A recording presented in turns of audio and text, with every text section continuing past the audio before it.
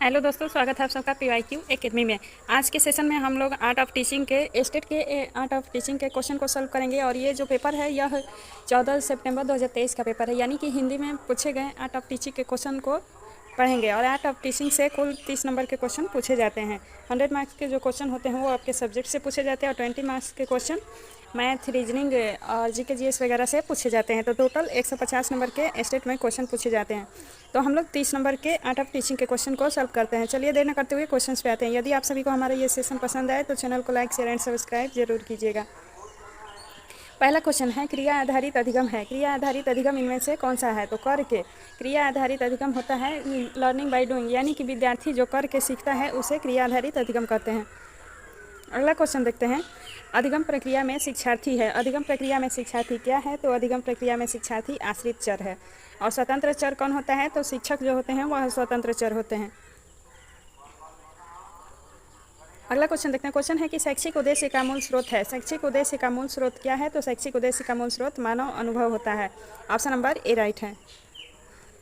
Next question देखते हैं, question है कि उद्देश्य क्या है? तो क्वेश्चन है, ऑप्शन दिए गए हैं, अमूर्त अवबोध सम्मिलित कर सकता है, मापन में कठिन प्रशंसा सम्मिलित कर सकता है। तो ये तीनों ही ऑप्शन सही है, इसलिए अप्रयुक्त सभी ऑप्शन राइट होगा।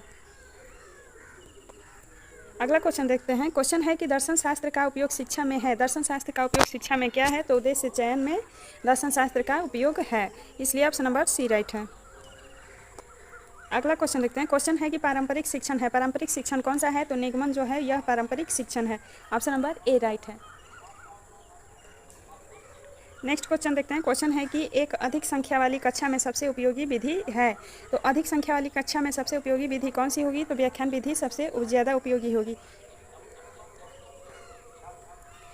नेक्स्ट क्वेश्चन है, शिक्षण का लक्ष्य है। शिक्षण का लक्ष्य क्या है? तो व्यवहार में वांछित बदलाव लाना शिक्षण का मुख्य लक्ष्य है।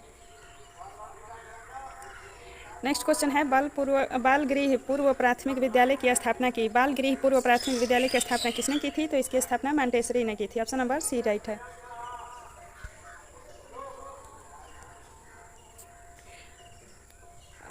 अगला क्वेश्चन देखते हैं, विश्लेषण रचना विकास कार्यान्वयन मूल्यांकन है।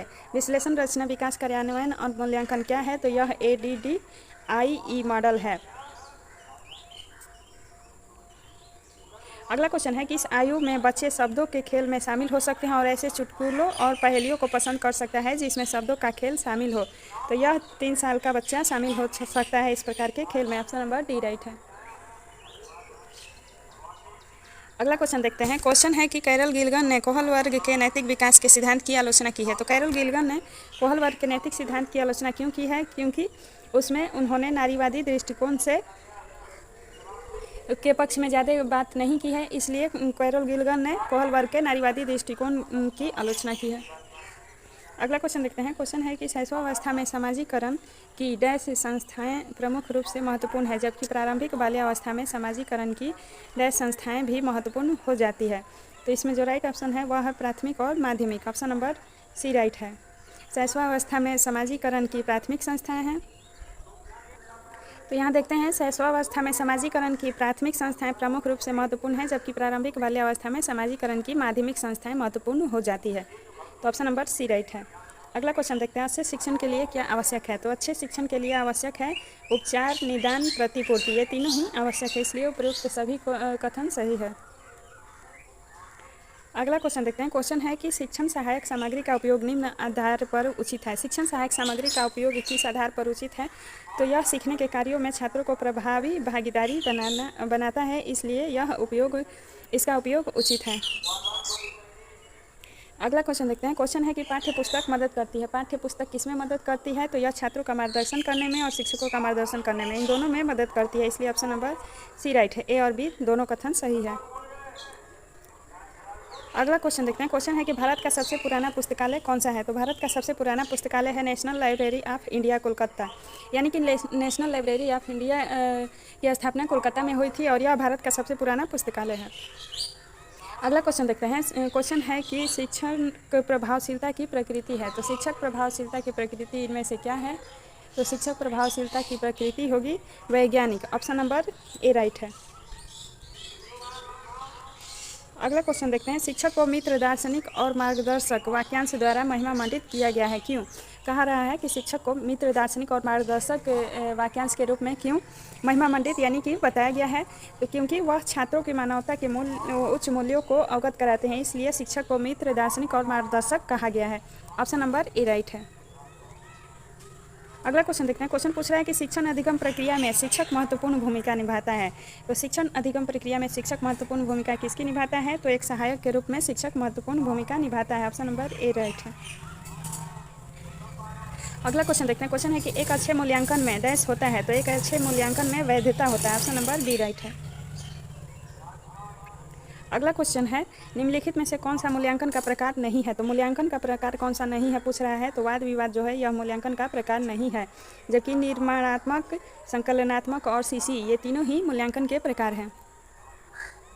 अगला क्वेश्चन देखते हैं, क्वेश्चन है कि मूल्यांकन संबंधित है। मूल्यांकन किससे संबंधित है? तो यह विषय, अधिगम प्रक्रिया और उद्देश्य इन तीनों से ही संबंधित है, इसलिए उपरोक्त सभी कथन सही है। अगला क्वेश्चन देखते हैं, क्वेश्चन है कि निम्नलिखित में से कौन सा कथन पाठ्यचर्या से संबंधित नहीं है? तो पूछ रहा है कि कौन सा कथन है जो पाठ्यचर्या से संबंधित नहीं है। तो यह शिक्षकों की वृत्तिक विकास से संबंधित है। यह जो कथन दिया गया है यह सही नहीं है, बाकी तीनों कथन संबंधित है, यानी कि यह छात्रों के अधिगम अनुभव से संबंधित है, पाठ्यचर्या अध्ययन के कार्यक्रम से संबंधित है और पाठ्यचर्या पाठ्यक्रम रूपरेखा की संरचना है। ये तीनों ही पाठ्यचर्या से जुड़ी कथन सही है।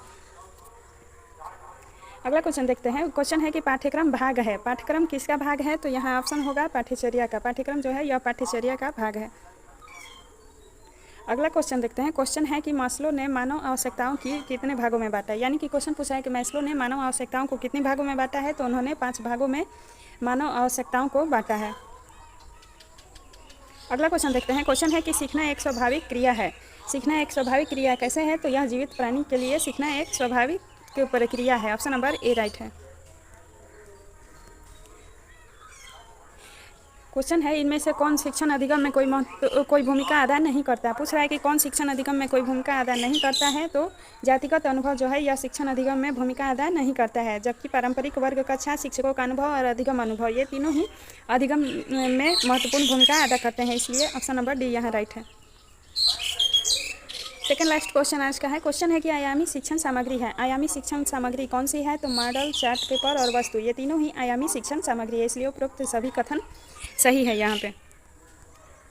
और आज का लास्ट क्वेश्चन है, क्वेश्चन दे रहा है कि हैंड्स ऑन सीखना, हैंड्स ऑन सीखना का अर्थ है। तो हैंड्स ऑन सीखना का अर्थ है करके सीखना। ऑप्शन नंबर बी, यहाँ बी राइट कथन है। तो फ्रेंड्स यहाँ हमने कुल 30 क्वेश्चन करा दिए जो कि आर्ट ऑफ टीचिंग से जुड़े हुए क्वेश्चन थे, और इससे जो पहले भी हमने स्टेट के कई सारे सब्जेक्ट के सॉल्व कराए हैं, जो कि प्लेलिस्ट में जाके आप लोग देख सकते हैं। और यदि हमारा ये सेशन पसंद आए तो चैनल को लाइक, शेयर एंड सब्सक्राइब जरूर कीजिए। मिलते हैं हमें नेक्स्ट वीडियो में नेक्स्ट टॉपिक के साथ, तब तक के लिए धन्यवाद।